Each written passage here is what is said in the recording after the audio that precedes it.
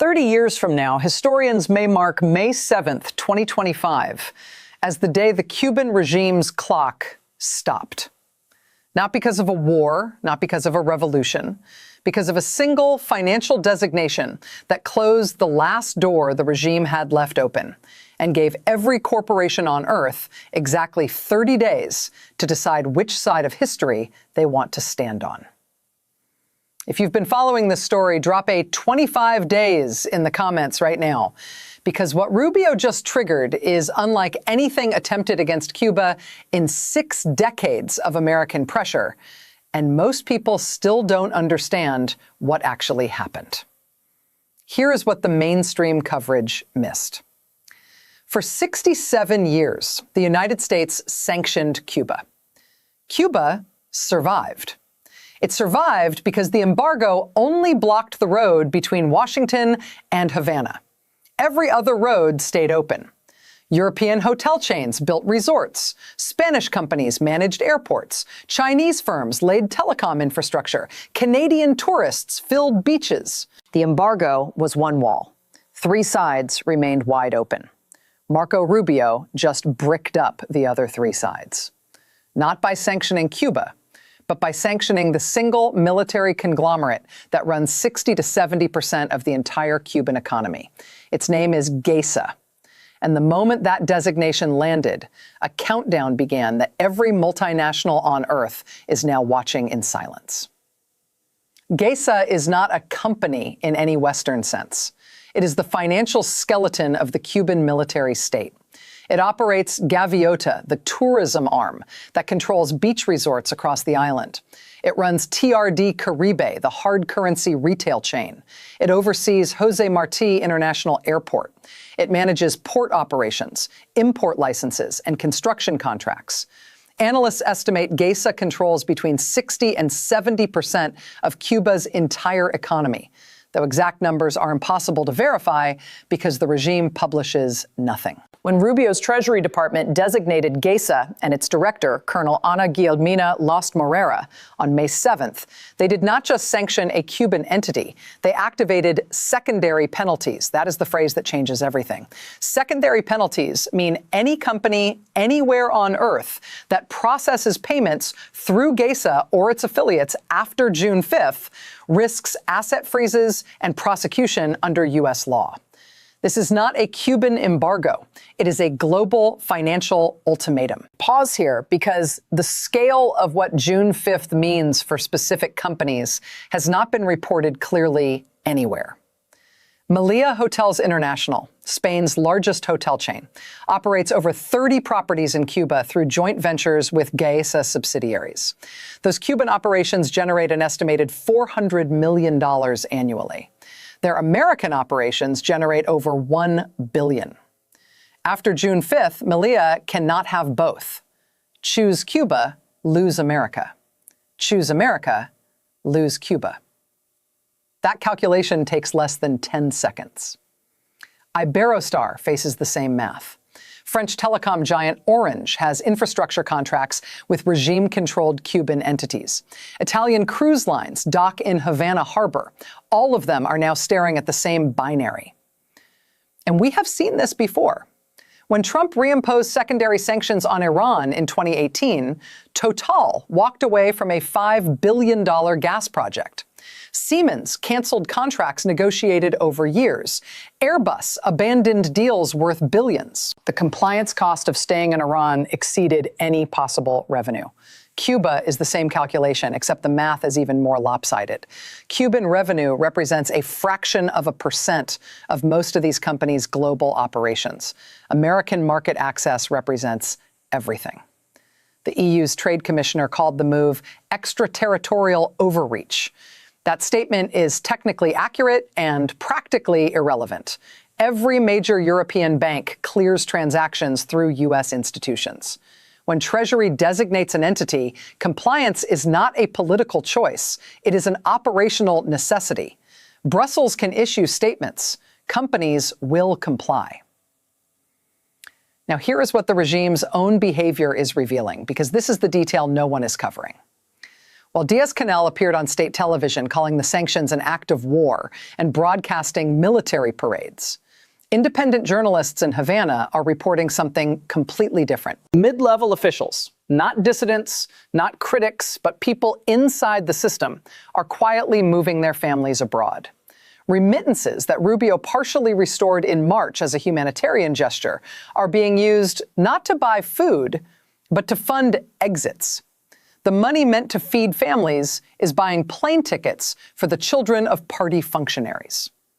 U.S. Coast Guard interdiction data shows a 40% increase over the same period last year. People are leaving by boat across the Florida Straits. Others are flying to Nicaragua and walking north through Mexico. When a regime's own officials begin evacuating family members while the president delivers defiant speeches on television, the speeches are not strength. They are a curtain.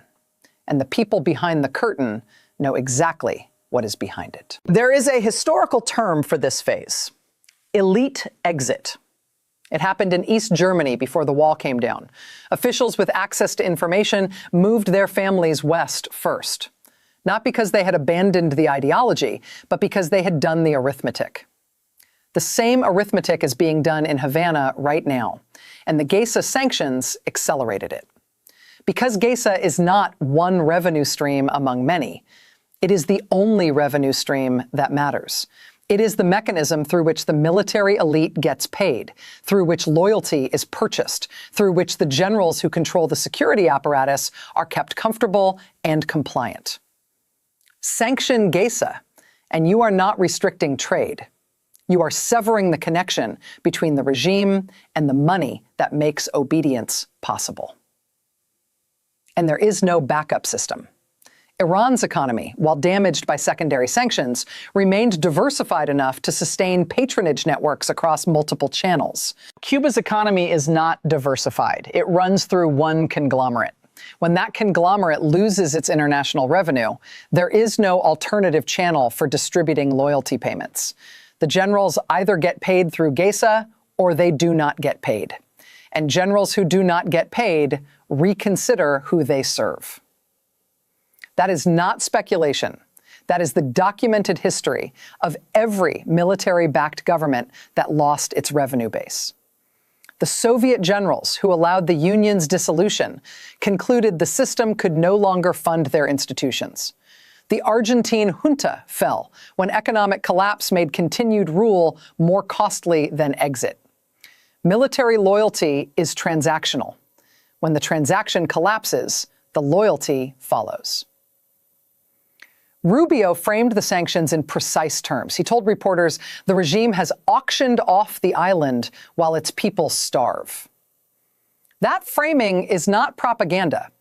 GAESA's own architecture makes the argument for him. While ordinary Cubans face 18-hour blackouts and rice allocations cut by 40%, GAESA-run hotels maintain full power and sell rooms to European tourists for $200 a night.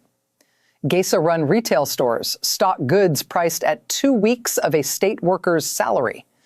The hotels have power when the surrounding neighborhoods do not. The stores have food when the state distribution system does not. That is not a malfunction of the system. That is the system. The profits flow to the Communist Party and the security services. The inequality is not incidental. It is structural, deliberate, and now fully visible to the international community that funds it. The timing of the announcement was not random. The June 5th deadline lands during the Organization of American States Summit in Buenos Aires. Cuba's regional isolation will be on display at the hemisphere's most visible diplomatic gathering. The morning of the announcement, Rubio met with Pope Leo XIV in Rome, where Cuba's humanitarian collapse was reportedly a central discussion.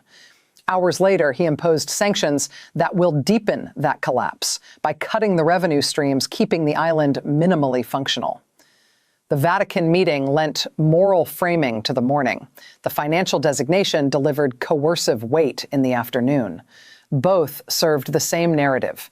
Cuba's government is responsible for its people's suffering, and the world must stop financing it.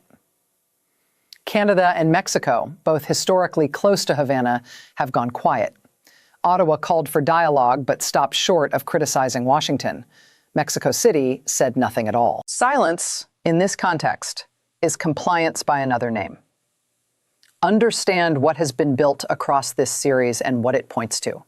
The fuel blockade came first, then the banking sanctions, then the Starlink offer, designed to be refused, and it was, then the Southcom positioning, then the failed state language in official U.S. communications.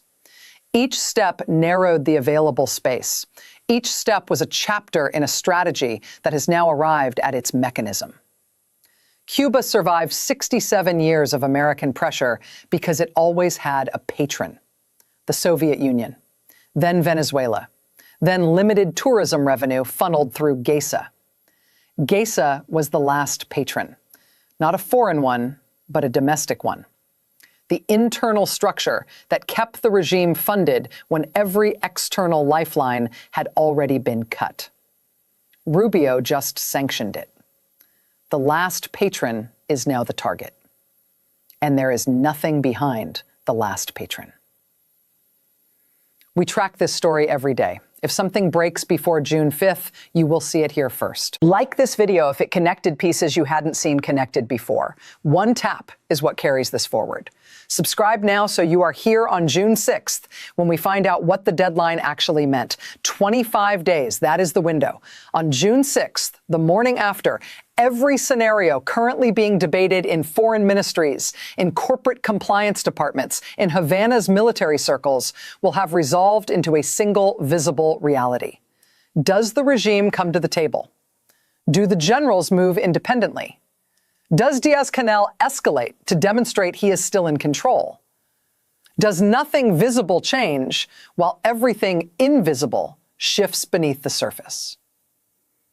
I want your prediction. Specific, dated, on the record, posted below so we can return to this comment section on June 6th and see who read this moment correctly.